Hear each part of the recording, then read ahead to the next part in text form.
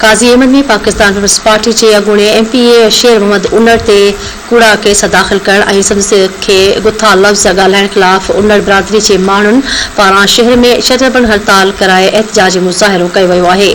Peoples party के अॻूणे MPA शेर मोहम्मद ख़िलाफ़ कूड़ा केस दाख़िल थियण ख़िलाफ़ उन्नड़ बिरादरी जे माण्हुनि पारां शहर में शटरबंद हड़ताल करे एहतजाजी मुज़ाहिरो कयो वियो आहे।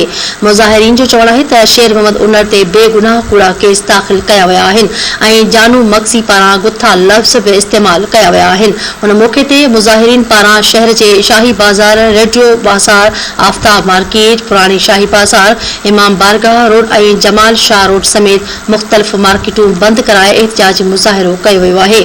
मुज़ाहिरीन मुतालबो कंदे चयो आहे त PPA जे अॻूणे MPA शेर मोहम्मद उन्नड़ ख़िलाफ़ दाख़िल कूड़ा केस ख़त्म कया वञनि, ॿी सूरत में सख़्त एहतजाजी मुज़ाहिरो कयो वेंदो।